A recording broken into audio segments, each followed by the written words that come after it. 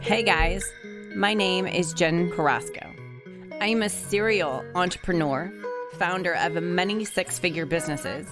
I am also a skincare creator, an IFBB pro athlete that is extremely passionate about helping entrepreneurs grow their business and, most importantly, helping you and everybody else to own their shit.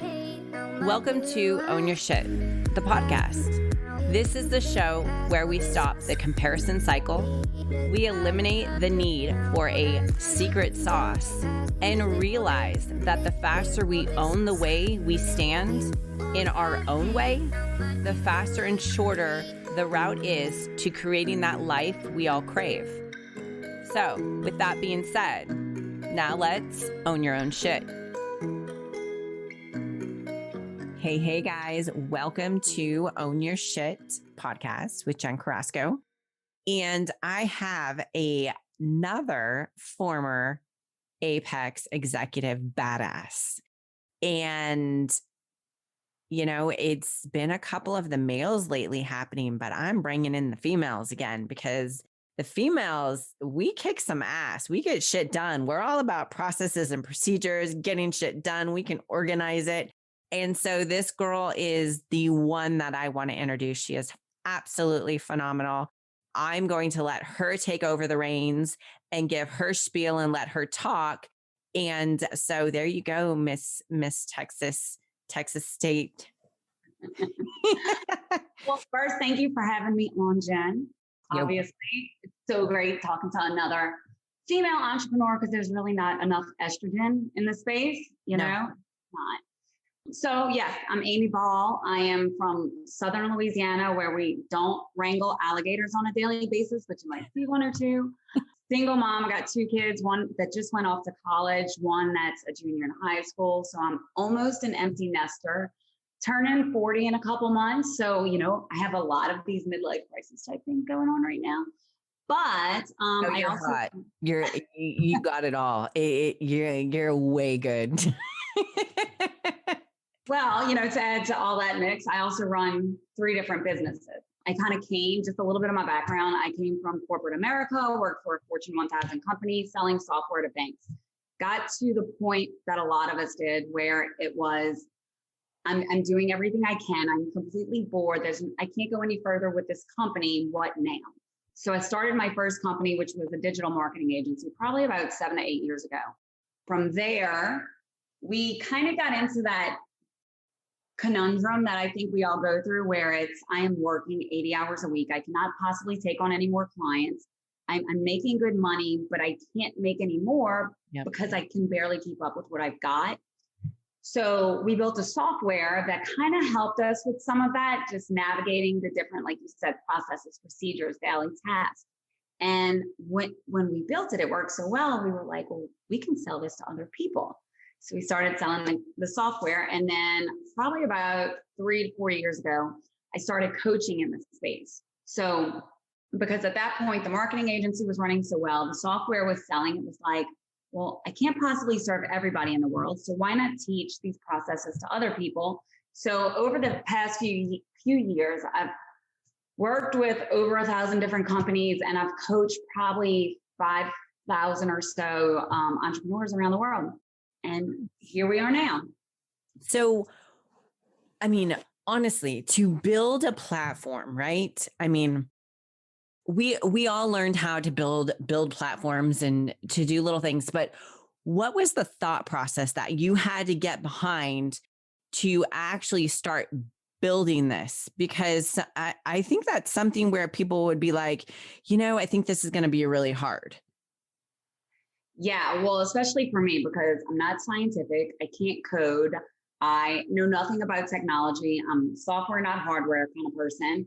So for me, it was more or less coming from the perspective of, I don't know this, but I know that there's something to it. And I know that it can make my life so much easier. Mm-hmm. And even if I can just get one piece of what I need to do automated, that's going to be one less thing that's on my plate. So who can I find to build just this piece? And from there, it kind of snowballed. Yeah, that's a great idea. I mean, that's phenomenal because a lot of people can use that. And do you help people possibly with that if they had like questions as an entrepreneur to take on to help them? Yeah, absolutely. So what I focus on now is teaching people more or less how to be systems thinkers. When it comes to business, what I find is that we try to buy all these different programs and tools and softwares to help us do our jobs better. And some of them are really great. But what we start doing is we start hodgepodging all these things together. And then we start changing our business model to fit the tools that we're buying Mhm. versus looking at how the software or the tools or the platforms can best fit into our business practices. Okay. So when you think about it like that, the goal of software and using these type of automation platforms is really to be able to say, how can I simplify to multiply? Yeah. And what we do is we really kind of blow up the situation and we create more work for ourselves than we need to. Yeah, absolutely. So I'm just asking this question for everybody else. So say if somebody came to you and they're like, I really need to automate this and this, but I need help with this and this. Do you like take them and coach them and like customize a plan of what would work for them and their business? Yeah, so we do a little bit of that. We do customization where we try to understand, but we also, I prefer, to be honest with you, to teach them how to do it themselves. So we might do a little piece in the Okay. beginning and then coach them on it. And Yeah. the reason being, I mean, people really, and I've seen this 1,000 times where they'll come to you and say, I need X, Y, and Z automated in my business. And my question to them is, why are you even doing X, Y, and Z? Amen. You know, you can eliminate all these things. So that's what we really take a look at first is what is your entire process? I mean, we've even gone to the point of saying, sit down and show me step by step by step by step what you're doing. And let's see what steps are redundant. What can we eliminate? Right. And then looking at what's the first thing that we can automate? Okay, well, it might be your prospecting process. How do you get leads? How do you get people that are interested in what you're selling? Mhm. What pieces of this go into it? But what a lot of times people don't realize is that they don't have that personal brand and that story. So what tends to happen is they might build a system for, let's say, prospecting and what they're going to market with in their offer. And then they land this client, and all of a sudden, their onboarding strategies, their onboarding automation speaks to that customer in a completely different way than they got them. And then they worry why they have retention problems. Absolutely. I get it. So a lot of times what we do as part of this is really go in and say, okay, your brand isn't just like, hey, your Coke, hey, your Target, your Lululemon or whatever. That should be around, what your beliefs are, how you want to position yourself to the market. And that should shine through in every piece of content that you put out, in every, different system that you build, in the way that you hire, in the way that you coach your teams, in the way that you get new customers. Because when you can make it that customer journey into a seamless transaction almost, Mhm. then you increase your close rates, you increase your retention, you increase the referrals that you're getting. Yeah. It's just makes more sense. Oh, absolutely. So another question. So say like with processes, right? You have your marketing process, you have your HR process, you have all these things. So when you come to into the company, do you start putting those programs together for them? Or I mean, I'm sure you allow them to do it, but is that the case too? It's not just like the onboarding or the CRMs or any of that. It's getting all of the processes together, right? Correct. Everything from marketing, operations, finance, because a Okay. lot of people Yeah. struggle. They don't know their numbers. Nobody. I have to tell you, and I'm the first to raise my hand because the electrical company, as you know, if you get these construction companies, because we get billed out 90, 100 days, blah, blah, blah, blah, blah. It is literally like a shit show sometimes trying to organize that crap. Right. Yeah. I'm It, like, it, fuck it. and then they're all doing it manually if they're Yeah. doing it at all. So it's like you're spending 3 or 4 days at the end of the month and they're waiting till the end of the month to Yep. look at the numbers. And it's Yep. like, well, you can't do shit about it now. Yep. I'm going to have Kevin call you literally on Monday because this is the exact conversation we were just having. I'm like, Well, how long has it taken for us to find out our fucking numbers? Come on. it gets the end of the month and it's like, well, damn, we didn't hit that, $100,000 goal or whatever it was. Well, yeah, because you didn't realize until the 29th that you were 60,000 shy. Amen. Yes. No, that's great. And I think this is crucial for a lot of people because I hear this time in and time out with people, right? And honestly, it's a great link for other coaches that coach business people, right? Like, I mean, even for myself being an EOS coach or anything like that, like we help with the processes and procedures. We get the business aligned, but if we can get somebody in there to actually start to formulate like a structure, makes the company so much better. And you look at these other coaches that are out there that are coaching construction companies or whatever business it might be, and they're great with helping them and aligning them and getting their culture and getting their leadership together. But then they don't have the ability to go in and actually truly help the organization, if that Right. makes sense. It makes total sense. And that's part of the reason I mentioned earlier that I would prefer maybe go in and say, okay, we'll build this piece for you, but you really need to understand how to become a systems thinker. Yeah. Because we're not taught that in school. We're taught to sit down, shut up, and do your worksheet. Yep. So most people don't ask questions. My kids make fun of me all the time because they tell me you're like a 5-year-old. You won't stop asking questions. And I'm like, I want to know why it works. Why does this work? Why does this work? Why does the bike cycle? Whatever it is. And when you do that, you really start, sometimes, you'll ask a question and all of a sudden it's like, wait, no, I know the answer to that. So why am I doing this? Why does it work this way? What should really come next? Do I really need to do this? And when they learn to start asking themselves questions like that, then they can change their systems as the business changes. Because I can go in and build something the first time, but now you've grown from an organization with maybe 10 employees to an organization at 50, and you can't use the same processes. No, absolutely not. No, They can put me on staff if they want, but yeah. Well, we might just have to do that.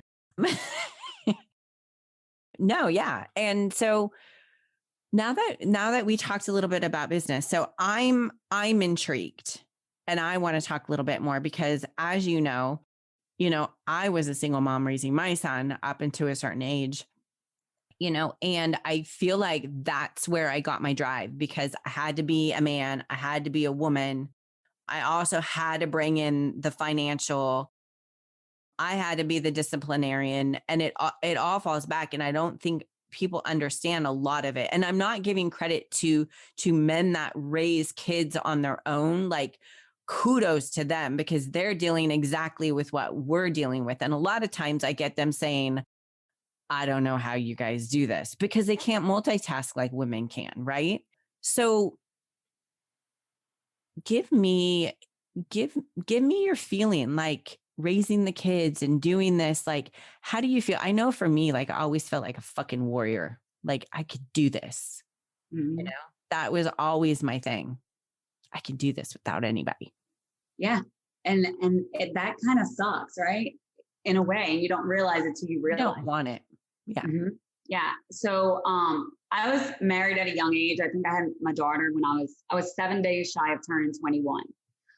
And when she was about, I guess, 6 weeks old, love of my life, married, everything else, blah, blah, blah, right out of high school.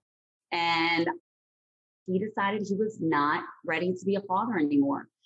Drained my bank account, walked away, left me with a newborn baby, a whole lot of debt, and a job making $24,000 a year where I brought home about half of that because of insurance and 401k and every other stupid thing they take out of your check.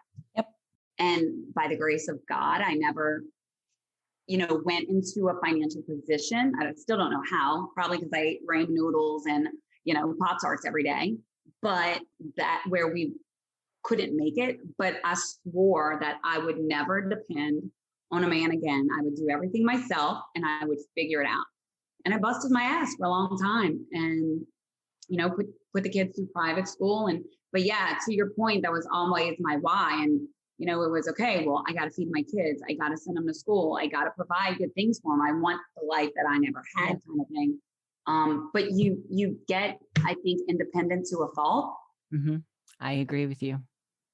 And it's when you get to that, I don't need anybody, people start to recognize it a little bit and you start pushing people away. So, and I'm just learning this as I'm approaching my kids leaving the house and everything else, because you get to that point where it's like, well, now what do I do? I have these successful businesses. My kids are leaving. They really don't need me anymore. What the hell am I working for?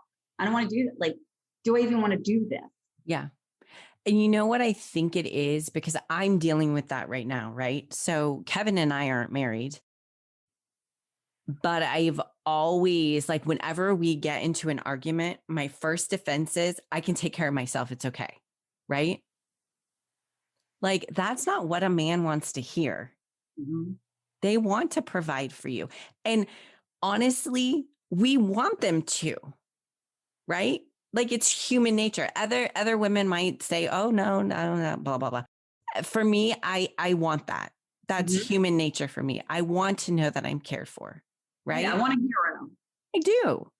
And they want to know that they're caring for you. And that is a really hard lesson, I feel, that I've learned. And I'm sure, you're learning, but it's fear-based, right? Like, for us, that's our fear, is the fear of having to do this shit again by ourselves. Like, we would do it and we would own it. But fuck, I mean, I look at, like, Sammy, I just had that conversation with Sammy. He's been married for 40 years and you have a beautiful, I mean, look at me. Like, I've been divorced twice. Like, my son lives in Oregon. I don't really see him that much. I don't really have family. I've never been close to my family. Let me tell you, I would give anything to have a close family. And I think that's the hard thing for single females doing this, is we have to be strong. Yeah. And you almost have no choice. It's funny because I saw one of your posts. I don't remember when it was, a few weeks ago, maybe. And you had kind of layered all this out. And it's like, you let him open the door. You've let him pay the damn bill. You've let him be a man. And I was reading that and I started like dating this guy probably around the same time. And I'm like, I'm the person that goes and I'm like, oh, I'll just pick up this tab, just out of habit, out of maybe guilt, out of, like you said, just because I don't want to get reliant on somebody else picking it up for me subconsciously. I don't know why. I just always did it. Whereas I have friends that are like, oh, I just need a sugar daddy, I couldn't do that, but yeah. Yeah. So, I've made a conscious effort now to just keep my damn mouth shut, and it seems to be working. But it is, you're absolutely right that you get stuck in this cycle of, and you don't even know it, where you're just scared. Like, I don't want to be pushed away again. And I don't want somebody else to leave me with nothing. Yeah. Yeah. Because, yeah, exactly. I mean, that was me in a nutshell as well. I mean, at age 21, I mean, yeah, same thing. But I do have to say, for that happening for you and I, it has made us some damn good women that push and push and push. And we are literally champions, right? We don't have a mediocre mind. Like, we're going to get what we want to get. Mm-hmm. And I think setting boundaries, even that too is, we know, I say all the time, it's not so much what I want. I know what I don't want. Mm-hmm. Mm-hmm. So I eliminate that shit real quick. Yeah. Yeah. Now, I have been in a where it's like, oh, red flag, where are you? But no, yeah. I don't know if you do this, but when I went through my second divorce, I took some good time for me, get to know Jen again. And it was like, I was at a point to where I was really happy. And then that's when I started to write out my list of what kind of man I wanted in my life and my expectations that I wanted. Right. I mean, it was even to a point that They couldn't be married before. They couldn't have kids before. Like it was like to the T of it because I didn't want to deal with the shit. And it happens. It works. It does work. So I did the exact same thing. So now I don't feel as much like a Goomba as I thought. No, I did. I did the same thing. One of the things I put, he can't be a damn doormat. He, has to be able to travel freely. If I want to go, pick up your shit and go with me. I want you to be able to have morning coffee with me. Stupid stuff. Yeah. Yeah. The sex has to be out of this world. No. Yeah. No. I'm with you. I'm with you, sister. That's why we get along so well. I have to say that I mean, just the girls in Apex, not girls, but women in Apex, like, I think we're all pretty much the same breed. I love it. I do. I've only been in it since I think June, but I mean, it's been a breath of fresh air. Yeah, it really has. I mean, I'm just talked to Ryan, I think yesterday, and going to go do the Cabo thing this month. Nice. So I'm thrilled. It was a really good decision for me, both business and personal. Yeah, good. You're going to love it. I went to Cabo last year and it was phenomenal. You're going to really, really enjoy it. You'll get some great tidbits out of it, but you'll actually be able to have a really good time and relaxing time on top of that. So you're going to thoroughly enjoy it. Yeah, it's phenomenal. No, I'm glad you're doing that. Yeah, I'm glad. So where do you foresee yourself going into the future? What are your goals? It's a great question. And I talk about this with Claudio all the time. I want to travel. I've lived in Louisiana my whole life. I've been kind of stuck here because of family and kids and obligations. So my son, I'm kind of training him now. My daughter, like I said, went to Texas State. She's very much a college kid. My son is not. So he's more, he wants to be an entrepreneur. He wants to do things. So I'm kind of coaching him as to what business looks like. Yeah. In hopes that he will take over the marketing company first. And I want to travel. I want to go 1 month here, 1 month there, 1 month there, maybe get an Airbnb and maybe see where I want to stay, where I want to settle down. But at the same time, I want to build the coaching side of things. I want to work with other bigger businesses and help them, just like you said, really understand why these systems are so important and why they should be your systems and not some copy and paste bullshit from somebody else that doesn't fit you. Yep. And because I'm like you, I thrive off of learning. I'm not the person that can sit at home and watch soap operas every day. Yeah. Yeah. They got to be going. Yeah. So that's, long term, or longer term, that's kind of where I see myself. Good. Yeah. And you can do that anywhere. So, I mean, the gift that you have to help people and you can do that anywhere. So that's phenomenal. It's going to happen. I mean, I know it will happen for you. So awesome. So where can people find you? So I am obviously on Facebook, like anybody else. There's a business page. It's facebook.com/Aimee Ball, pages/Aimee Ball. Okay. You can also go to aimeeball.com. Okay. Awesome. And then, so if they go to the .com, are they able to get like how you do the coaching and the processes and procedures and to do all that to help you? Yep, sure do. We have, the coaching where they can schedule a call, all that good stuff. Quick disclaimer, the website is being rebuilt at this point. So it's under construction. Okay. Could be up in about 2 weeks, which is really exciting. Can't wait to see it. But yeah, they can get all the information on the coaching programs, on if they have like a custom project that they need help with. We have something that we do called a digital blueprint, where we basically run through their whole business, give them what we suggest. And then it's like, hey, you can do this yourself. We can help you do it. Or you can hire somebody else, but at least you have the diet. Okay. Yeah. Awesome.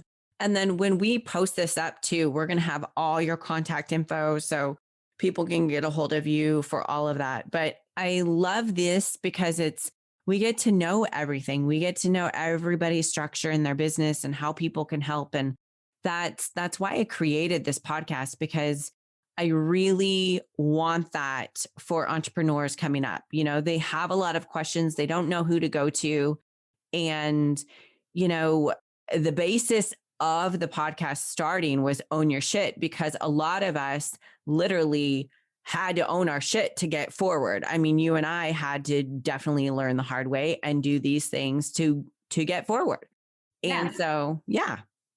Well, and so many people go through, life transitions, whether it's like us, where you're raising these kids by yourself, or somebody dies, or you go through a divorce, or you're changing jobs, and you have to go through that long goodbye of figuring out and getting through it. And it kind of sucks, that messy middle, whatever you want to call it, to be able to start anew. And, if you have little help along the way, like with your podcast and different things that are being put out there, it definitely helps. Yeah. Just so people have a way to reach out for help to get them to a certain point, because we all need it.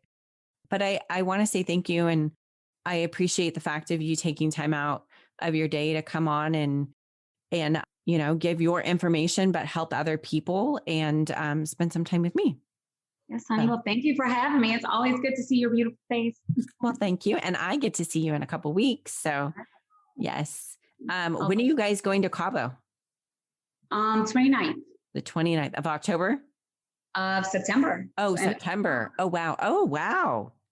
Wow. Oh, so you're going to be, okay. So then, that will be right before the October one. Awesome. Awesome. You're going to have fun. Okay, good. Good. Awesome. Okay. Well, thank you. I appreciate you. And I will see you next week. All right, honey. See ya. Okay. Thanks. Bye.